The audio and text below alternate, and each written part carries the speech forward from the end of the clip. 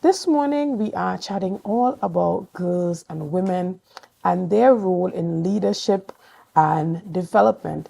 This morning, I have the privilege of sitting in studio and chatting with Miss Sophia Cooper. Good morning and welcome. And she is representing the Assembly Legislature. Good morning. Good morning, and thanks for having me. Right. I mean, it's always a pleasure to have you here. And whenever we're chatting, we're always chatting about what's happening at the Assembly Legislature to engage the public and how the public can get involved. But this morning, particularly, we're speaking about the International Women's Day debate. Usually, the Parliament of Trinidad and Tobago also has a women's debate. Is it on the same day? Does it clash? Tell us about, is there coordination between the two? International Women's Day is celebrated annually on the 8th of March. So, since the 8th is a Saturday, it means that we'll be holding our International Women's Day debate on the 6th, which is the Thursday after Carnival. So, I need to put it in context because I know people probably going to be in the cool down phase of that week. But what we want people to do is to tune in at 10 a.m. to our live stream on our Facebook page and YouTube channel, where we have 22 women who will be running their own debate. So it's not a clash between the Tobago House of Assembly and Parliament. As a matter of fact, we've been running our International Women's Day debate in Tobago for quite a number of years annually. So it is a case where we've been creating opportunities for the public to come into the space at the Assembly chamber to talk about the issues that affect them. And this year, we're zeroing in on a conversation that we don't think we've been having a lot of, which is period poverty. Excellent. And tell me, how are the women chosen for this debate? Because this is the first time I'm seeing any ads for the women's debate for 2025. And I know a lot of young persons who are interested in being a part of those debates. So how open is it, or does the Assembly Legislature select the women that they are interested in having come to the debate? We have a very active social media engagement, and so what we did was we placed the links for the registration form on our social media pages, and it took them to our website, which is tobagolegislature.org. So it was opened up for all of Tobago. If you're an individual, a student, you're representing an organization, if you've debated before, you've never debated, the criteria was just interest and being female. So the idea here is, again, giving people the opportunity to come into the space and being part of their own democracy, not just sitting back and waiting for the area rep to say, okay, this is what we're going to do, but actually do the research and then indicate what the solutions might be. And they will be doing that on the 6th of March. Excellent. And so tell us, what are the topics that would be explored for this year's debate? The international theme for the International Women's Day, and this is the theme under the UN, is for all girls and women, equality, empowerment, and their rights. So that's pretty broad, right? And the intention here is for every country to be able to take that, right, for all women and girls' rights, equality, empowerment, and apply it to their situation. So we don't want a case where we're trying to adopt somebody else's reality. And for us in Tobago, we want to focus on what that means when we talk about period poverty for girls and women. And what that looks like is being able to have your menstrual cycle with dignity. And simple things like access to clean water, the cost of period products. In addition to period products like you would expect, like your sanitary napkins, do you need medication? And you would be surprised that that comes up to quite an expensive amount for somebody who might not have a regular job. Or you might be a student and your parent has to supply your needs. These are issues that we want to come up because we're talking here about health, education, gender equality, economic growth, all of those. And those can be connected quite directly to the Sustainable Development Goals that we see that the UN is promoting across the world.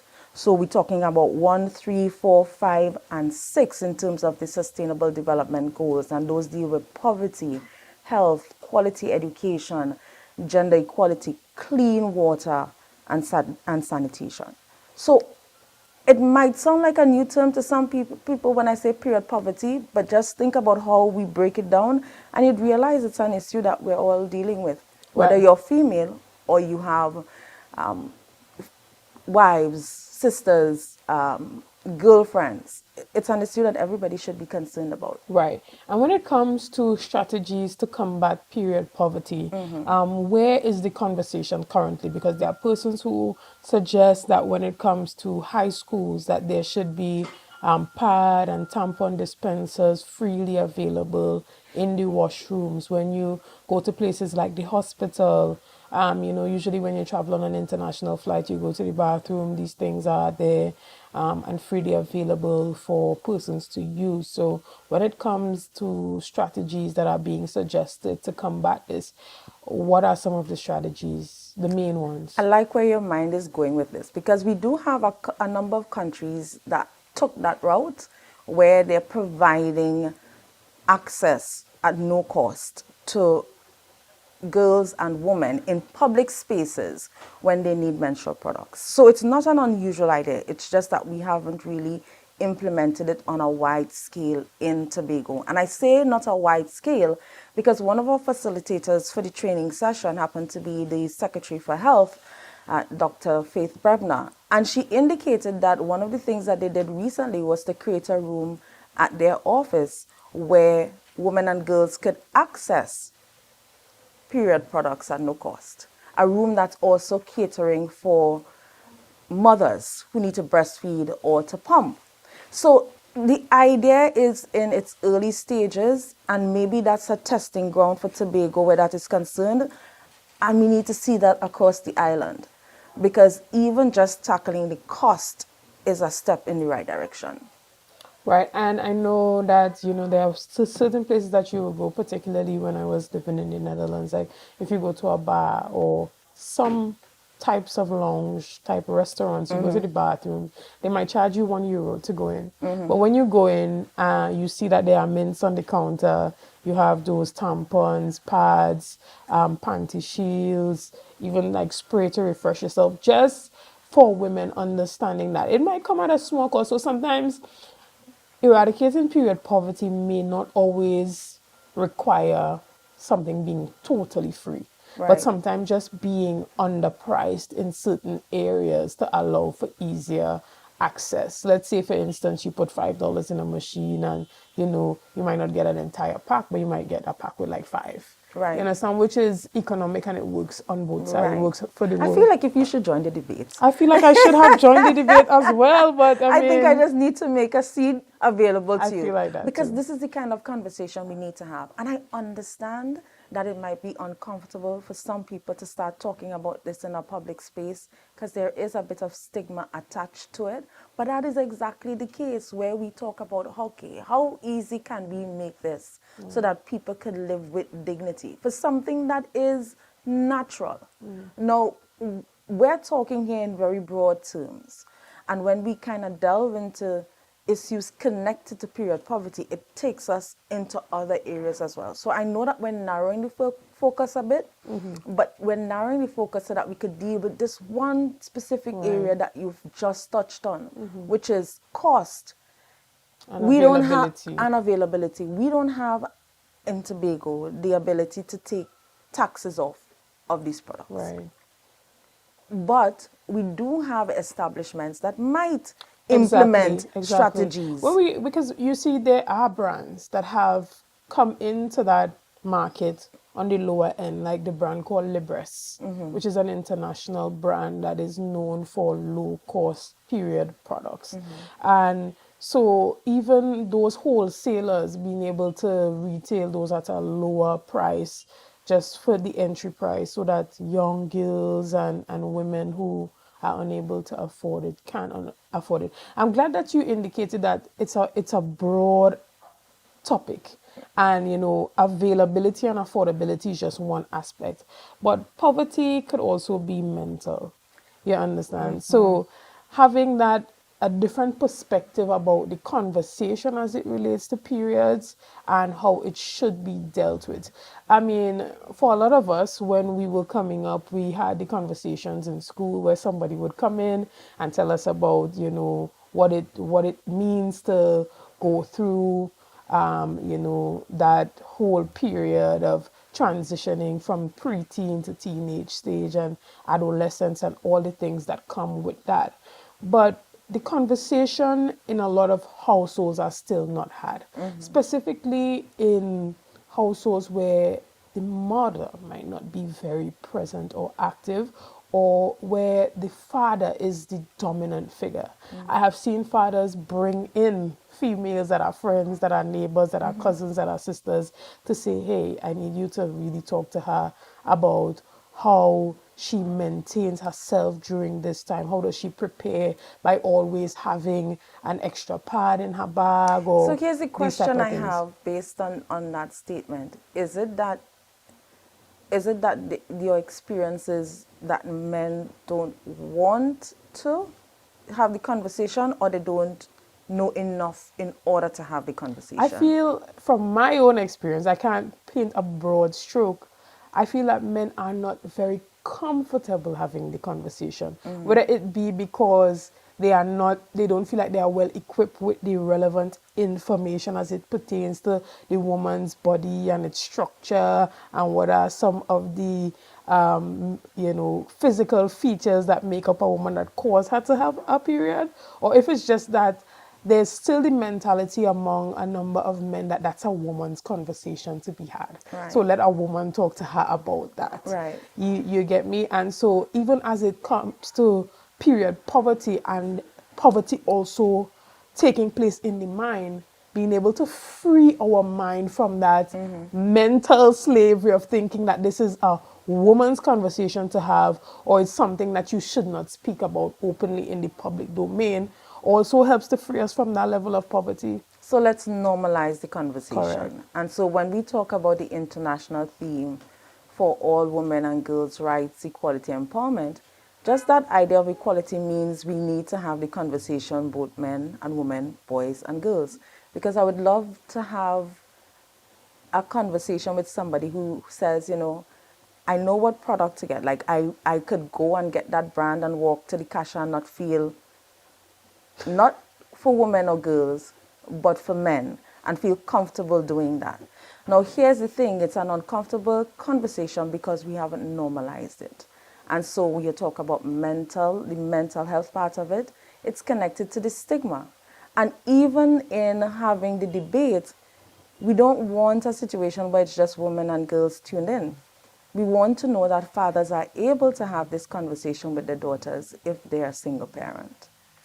Excellent. And this morning, we want to use this opportunity to encourage men to equip themselves adequately to have the conversations and to feel comfortable going into a store and being able to buy these products, whether it be for your partner or for your daughters. Yeah, I feel like if it should be a test, like after the 6th of March, you should just test it out and say, okay, let's see how normal this feels. And if it's uncomfortable, let's have a conversation. Right. And I would love to see one of the debaters talk about that, Definitely. how open and comfortable men should be as it pertains to even getting these products for their partners, wives, daughters.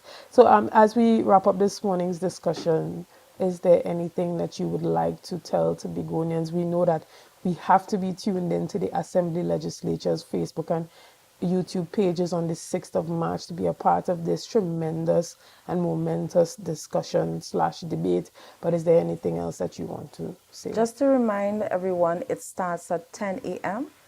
and we do have a full slate of participants of all ages. The idea here is to spread the conversation, to reduce stigma, to normalize the concept of period poverty so that we can really delve into some solutions that would work for not just at home, but for those women who are working outside of an office. Simple things like access to sanitation. Not everybody is in an office 8 to 4. And just being able to live with dignity for something that's quite normal. Right. And so for this debate, would there be a minority and the majority side? Definitely. So Chief secretary, deputy chief secretary, this whole setup. so the structure, it reflects the regular parliamentary structure that we have, which means there's a majority and a minority side. And so the majority side is bringing the motion, calling to reaffirm the Assembly's commitment to health, but also to concentrate some efforts towards solving the problem of period poverty. And we do expect that those who are arguing against the motion will do some really intense research to show how that situation can play out in the Tobago space.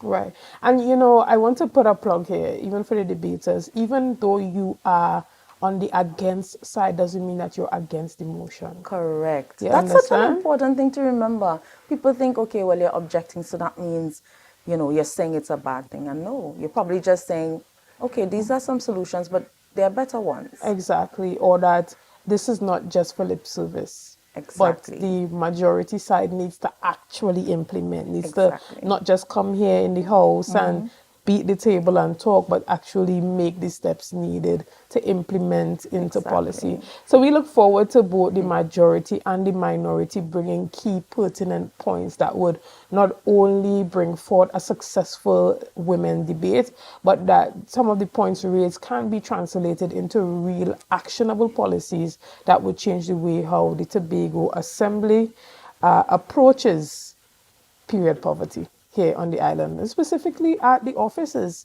I mean, just like how on a monthly basis we pay thousands of dollars for sanitation, we can also invest in women specific sanitary products. So if you're with me, let me know that you're with me on that one in the comment section. Guys, we're going to take a quick break and we'll be back right after this. See you soon.